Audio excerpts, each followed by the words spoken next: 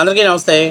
నా పేరు Srikanth. First time మీరు కానీ మన ఛానల్ చూస్తే సబ్స్క్రైబ్ చేస్తారని మనస్ఫూర్తిగా కోరుకుంటున్నా. అంతేకాకుండా నా వీడియో మీకు నచ్చినట్లయితే మీ మిత్రులకి, మీ కుటుంబ సభ్యులకి షేర్ వేస్తారని. అక్కడ హైప్ అనేటువంటి ఒక చిన్న బటన్ ఉంటుంది.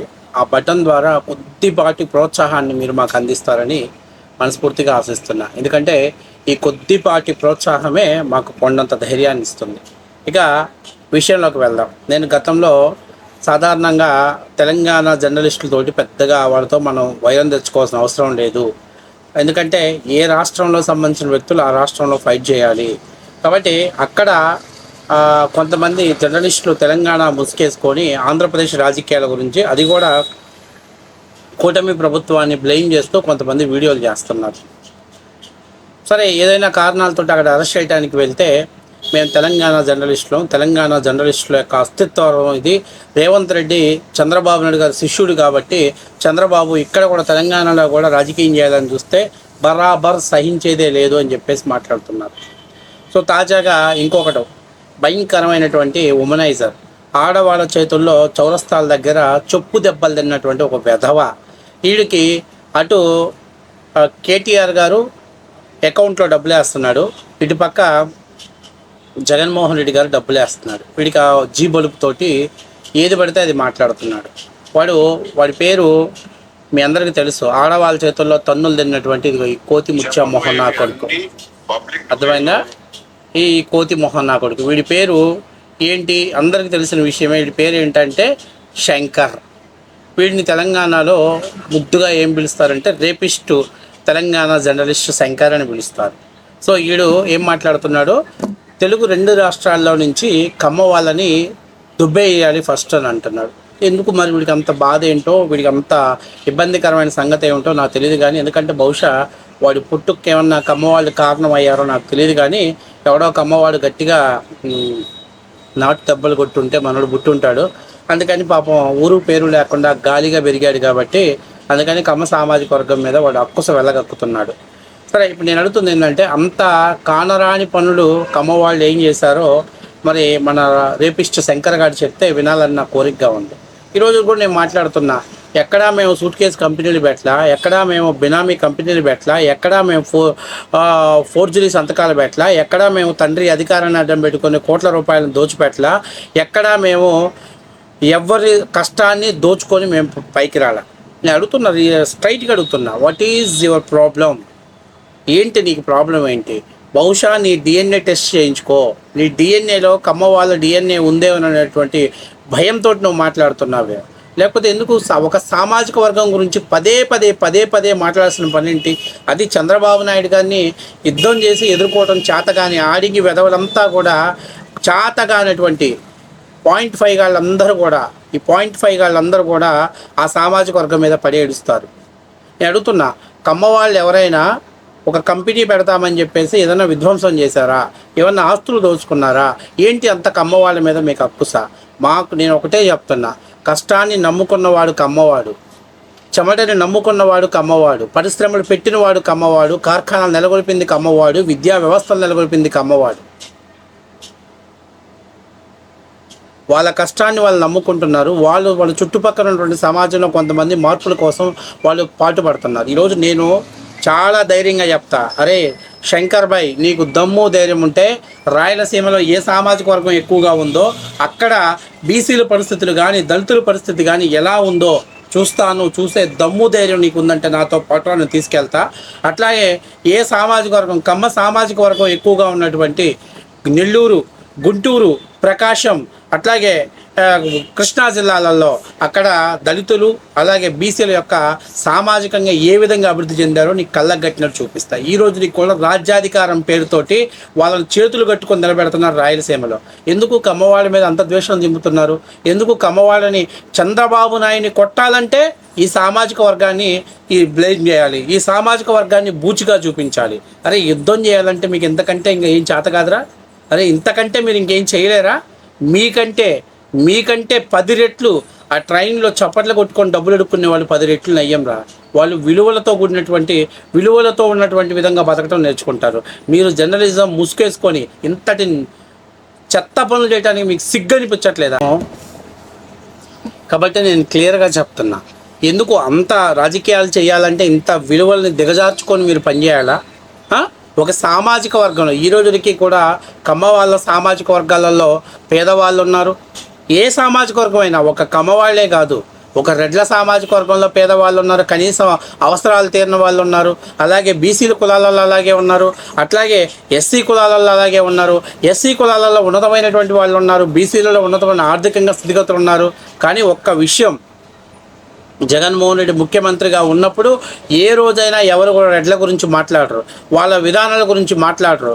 జగన్మోహన్ రెడ్డి వంది మగాదులు కోట్ల రూపాయలు దోచుకొని సజ్జల రామకృష్ణారెడ్డి లాంటోడు, లేకపోతే విజయసాయి రెడ్డి లాంటోడు, పెద్దిరెడ్డి రామచంద్రారెడ్డి లాంటోడు, మిథున్ రెడ్డి లాంటోడు, ద్వారపూడి చంద్రశేఖర్ రెడ్డి లాంటోడు కోట్ల రూపాయలను అక్రమంగా, ఆళ్ళ అయోధ్యరామిరెడ్డి లాంటోడు, ఆళ్ళ రామకృష్ణారెడ్డి లాంటోడు కోట్ల రూపాయలు డబ్బులు దోచిపెట్టినా కూడా మీరు ఆ సామాజిక వర్గాన్ని మాట్లాడటానికి దమ్ము ధైర్యం లేని, చాతగానటువంటి, చావలేనటువంటి వెధవలు.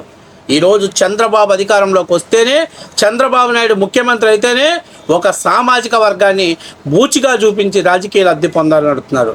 ఏ ఓపెన్ సవాల్, మీరు ఎక్కడికైనా రండి, మీకు దమ్ము ధైర్యం ఉంటే మీ తెలంగాణలోనే కమ్మ సామాజిక వర్గం ఉన్నటువంటి కమ్మ వాళ్ళు ఉన్న ఖమ్మం జిల్లాలోకి పోయి పర్యటన చేద్దాం పదండి. వాళ్ళ బీసీలు, ఎస్సీ, ఎస్టీలు వాళ్ళ స్థితిగతులు ఏ విధంగా మారిపోయాయో, ఈరోజు ఎక్కడైతే ఈ సామాజిక వర్గాలు ఉన్నాయో అక్కడ ఇంకా బీసీలకు, ఎస్సీ, ఎస్టీలకు కనీసం రాజ్యాధికారం సంగతి దేవుడు ఎరుగు. ఒక సర్పంచ్కి కూడా గౌరవం లభించలేదు. నీకు ధైర్యం ఉంటే రా, కెమెరా తీసుకొని పోదాం, రాయలసీమ లాంటి ప్రాంతాల్లోకి పోదాం, అక్కడ ఎంత వ్యత్యాసం ఉందో తెలిస్తే తెలుస్తుంది.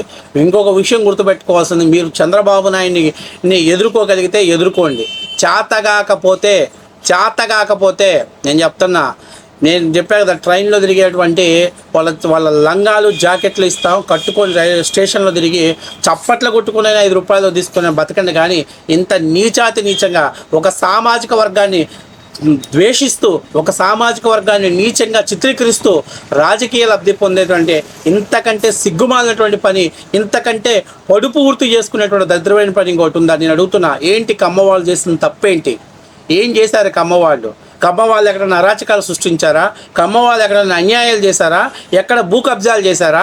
ఎందుకు ఒక సామాజిక వర్గాన్ని బూచిగా చూపించాలని ప్రయత్నం చేస్తున్నారు? అసలు నిజంగా చెప్తున్నా, ఒక్క ఆంధ్ర రాష్ట్రంలోనూ తెలంగాణలోనూ కేవలం ఈ సామాజిక వర్గాన్ని కొట్టడం, ఈ సామాజిక వర్గాన్ని కొట్టేయడం ద్వారా మనం రాజకీయ పదోన్నతిని, రాజకీయ అభ్యుదయానికి ముందుకు వెళ్ళగలుగుతాం అనుకుంటాం. కారణం కమ్మ సామాజిక వర్గాలలో కమ్మ వాళ్ళలో ఐక్యత లేకపోవటం. ఇది వాస్తవ విషయం. ఎవడు పడితే వాడు మాట్లాడతాడు, ఎవడు పడితే వాడు వాగేస్తాడు. నేను అడుగుతున్న ఈ శంకర్ గారిని, ఏంట్రా నీకు అంత బాధ? ఏంటి నీకు అంత బాధ? పోనీ వాళ్ళలాగా ఉండలేకపోతున్నావా? వాళ్ళలాగా బతకలేకపోతున్నావా? వాళ్ళలాగా తెగించి ముందుకు వచ్చి పోరాడలేకపోతున్నావా? ఎంగిలి మెతుకుల కోసం ఆశపడి కుక్కలా మురిగే మీలాంటి వెధవలు తెలుసుకోవాల్సింది, బీ కేర్ఫుల్. కమ్మ వాళ్ళు తమ కష్టాన్ని నమ్ముకొని పైకి వచ్చారు. కమ్మ వాళ్ళు తమ మెదడునికి పొద్దున పెట్టి పైకి వచ్చారు.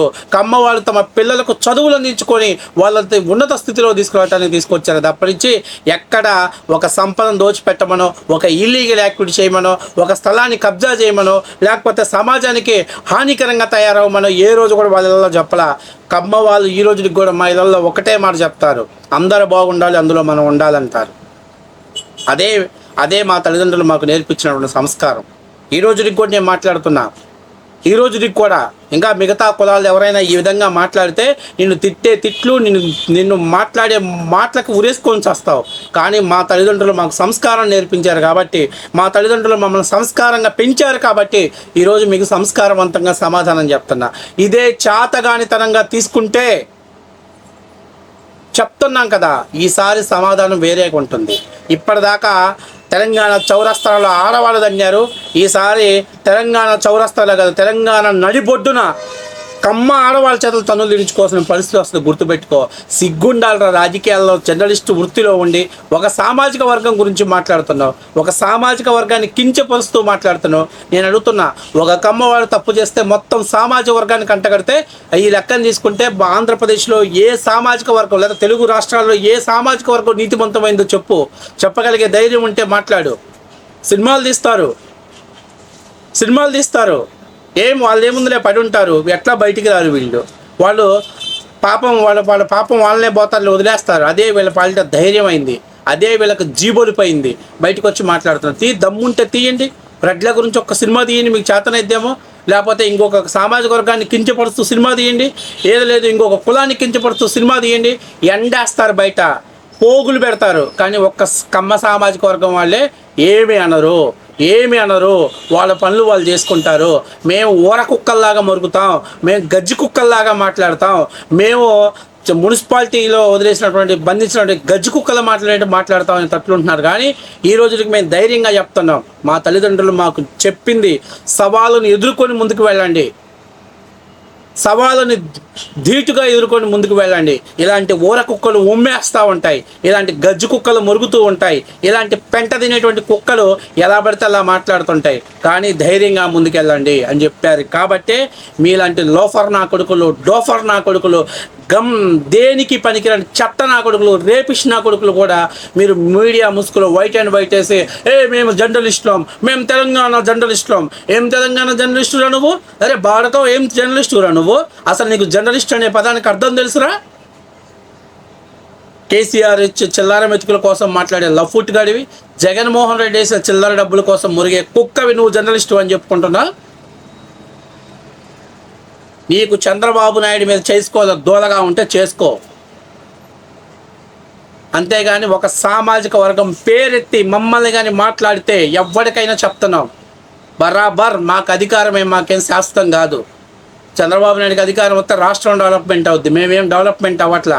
ఈ మధ్య చాలా రోజుల నుంచి మురిగారు కుక్కలు, అమరావతి కాదు కమరావతి అన్నారు. ఏమవుతుంది? బరాబర్ పెట్టమన్నాం, దానికి కూడా మీకు కుల అహంకారం అన్నారు. మరి 5 ఏళ్ళు అమరావతి అన్న నా కొడుకులకి ఏం మదవెక్కి మాట్లాడారు ఆ రోజు? ఆ మాటలు ఎందుకు చెప్పుకోలేకపోయారు ఆ రోజు? మేము మాట్లాడితే కుల అహంకారం అంటే మా మీద నిందేసిన వాళ్ళకి ఎంత జీబలిస్తే వాళ్ళు నిందలేశారు. కాబట్టి నేను చెప్పేది ఏంటంటే, ఫస్ట్ ఆఫ్ ఆల్ ఎవరికైనా మీకు చంద్రబాబుని ఎదుర్కొని దమ్ముంటే చంద్రబాబుని ఎదుర్కోక చేత కాకపోతే రాజకీయాల నుంచి నిష్క్రమించండి. జర్నలిస్టులుగా చంద్రబాబు నాయుడు తప్పులు బయటపెట్టగలిగితే పెట్టండి, చేత కాకపోతే జర్నలిస్టు వృత్తిని మానుకోండి. కానీ ఇలాంటి పడుపు వృత్తి చేసేటువంటి అడ్డదారులు దొక్కేటువంటి బ్రోకర్ పనులు మాత్రం చేయొద్దు. బీ కేర్ఫుల్ అనేది గుర్తుపెట్టుకోండి.